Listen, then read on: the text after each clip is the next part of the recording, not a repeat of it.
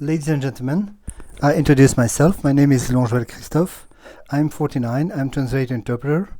I'm Belgian and Hungarian. I have an ex-wife, Gyori Eszter, 46. She's Hungarian. And I have two children, Longeval Caroline, or that's a French name, or Gyori Eszter, that's a Hungarian name. He is 16. And I have also a daughter, which is Hungarian and Belgium as well, Longeval Ophélie, or Gyori Adèle Emma. She's 9.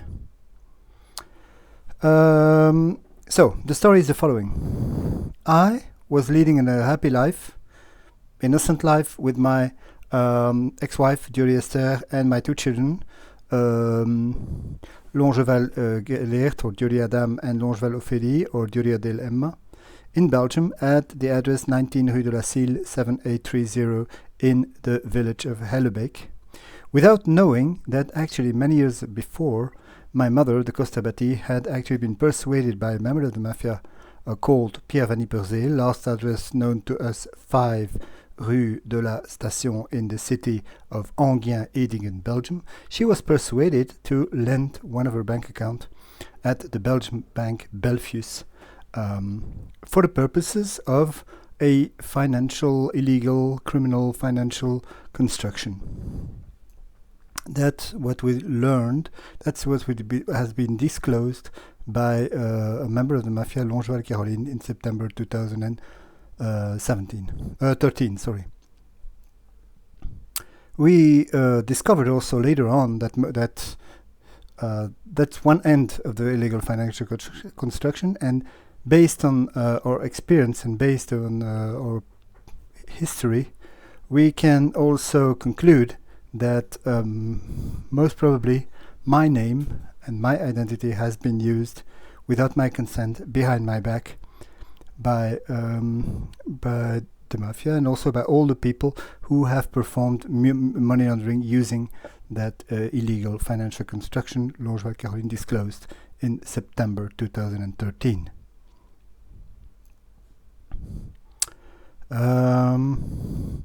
In September 2013, the story is the following. My mother was suffering from cancer. She was ailing. And, of course, as children have to cope with the possible expenditures related to the hospitalization of my mother, and since I've always been deprived of any financial information regarding the financial health of my mother, the situation of my mother, it's normal because, of course, there had been that illegal financial transactions, and the Mafia was abiding by the rule of law, including my own mother, but also my sister and my two children. It's normal that we didn't know about anything because the aim was that they would not disclose, of course, that they were using my name and my identity behind my back.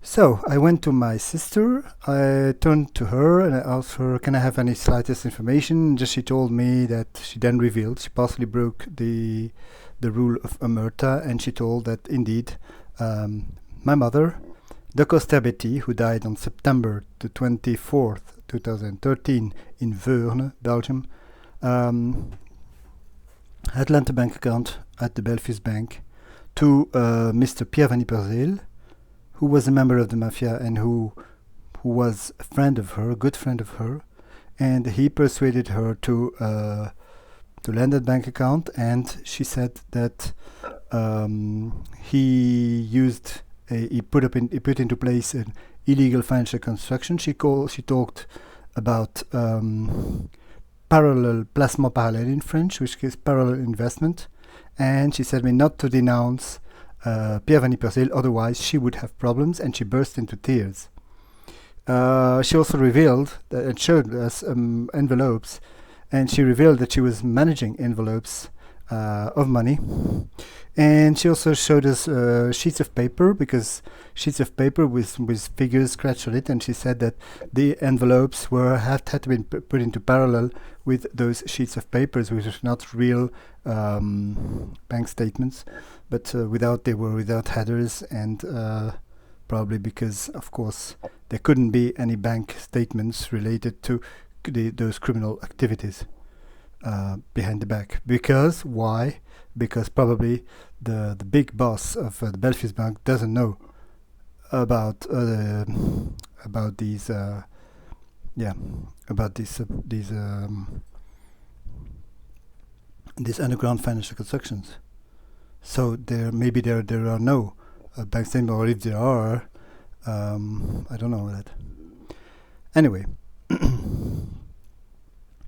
so that was she revealed. After that, of course, on hearing this story, I got scared, and my mother died on September 24th. I decided to dismiss the legacy, which I did 1 week later on October the 2nd, 2013, at the district court of Veurne, so which is competent regarding the last place of residency of my mother, which was in the city, at the Belgian seaside, in the city of De Panne. Yes.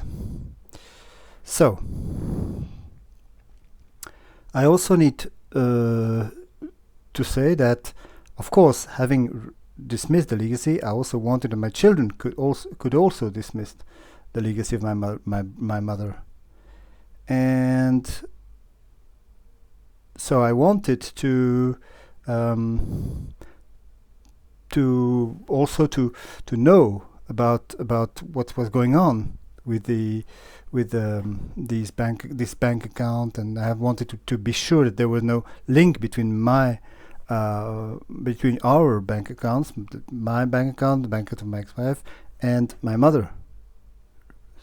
So we asked also to get an overview of all bank statements regarding my mother, regarding me, regarding my ex-wife, and we asked for bank statements. We also wanted to have a true inventory of all the goods relating to the legacy of my mother, Decoster Betty. You have to know that all operations are commanded by Mr. Vincent Giunta. He is the big boss. So, what happened is that I wanted to dismiss the legacy, but then the plan was that the Mafia proceedings would be launched, and we were sent to Mr. Vincent Giunta, who were a guy, member of the Mafia in the town of Sylle, Mr. Philippe Binot, which was public notary and who now died, advised us to turn to Mr. Vincent Giunta to defend the interests of the children, knowing very well that Mr. Vincent Giunta was no one else than the boss. Lawyer specialized in estate rights and probably the thinker behind Mafia Proceeding 161553A. And so we turned to him. We asked him to defend to defend the interests of the children and to see to it that the children could in their turn dismiss the legacy. But of course that was contrary to his interest, because the interest of the Mafia, as we discovered later on, has always been to have our children be forced to accept the legacy of their Belgian grandmother.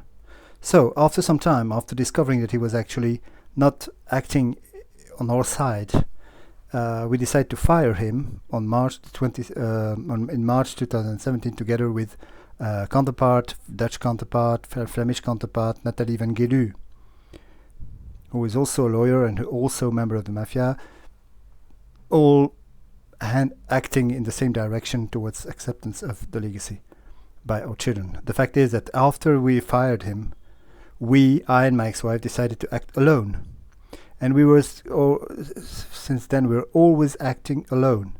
And this helped us to finally being authorized by the competent justice of the peace in having office in the city of Enghien, because we were living in Sylle, so Sylle was depending upon Enghien. So he authorized us to dismiss the legacy of my mother, Decoster Betty, in the name of our children. That happened on June the 15th, 2017, and following that, we went to a public notary called Laurent Rens, with address Wijngaardstraat in the city of Gerardsberg and Gramont, Belgium, and he did all the steps necessary so that our children would be, according to the rule of law, considered as having dismissed the legacy of their Belgian grandmother. The dismissal of the legacy has also been published in Belgium's official journal, official gazette, called the Moniteur Belge, in Dutch Belgisch Staatsblad, on August 22nd, 2017, I think. These are the papers according to the rule of law, and we have introduced them in the Mafia Proceeding 16-1553A. But of course, Mr. Vincent Giunta, who is the big boss, didn't like that. And of course, what he suggested, he instructed the court to actually falsify the dossier and to supplement or files or paper or legal papers with Mafia ones containing fake mentions, like for example containing the fake mention according to which I have dismissed the legacy at the district court of Brussels, which is totally wrong. Another fake mention was that the children that I had been authorized by the Justice of the Peace of Léon de Nouveau-Kertochin with office in Lens to dismiss the legacy of my mother in the name of my children, thereby completely neglecting the role of my ex-wife, and containing also the fake mention Lens instead of Enghien. Another fake mention is that well, mainly those fake mentions are the most striking ones, and they are, of course, used systematically by members of the Mafia. The members of the Mafia are systematically referring to these to Mafia papers, to also those fake mentions. Because why? Because the dossier has been falsified behind our back without our consent and is still hidden to us.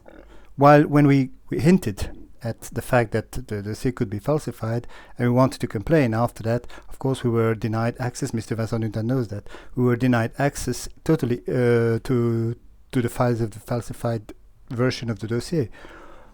Because, of course, so that we could not discover what had been falsified. And now Mr. Vincent Giunta is the big boss. He's always deciding upon everything.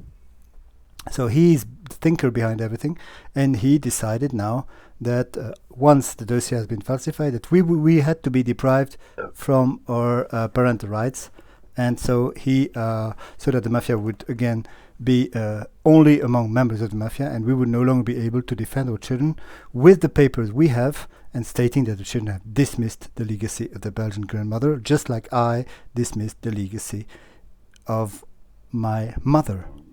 So they need to deprive us from our parental rights, and they rely upon Hungarian Mafia proceedings and a Hungarian cell that has been most probably recruited by another Mafia member, Till Emmanuel, with address, it's a psychiatrist, and his wife Valérie Provost, which is a pediatrist. They have the address 5 Rue du Château, in the village of Wannebecq, in the village of Molenbeek, Belgium, near Tournai, near the city of Tournai.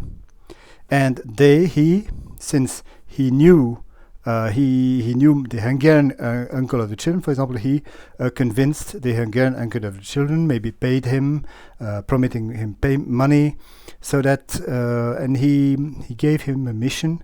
The mission was actually to deceive on a permanent basis his own grandparents, the Hungarian grandparents of the children, and our own children, into thinking that they are competent, that they are now the legal parents of the children, that they are now, but we'll come back later on to it. Okay, so this is what happens. Giunta, Till, Van Yperzele, Longeval Caroline, and I'll come back to other members later.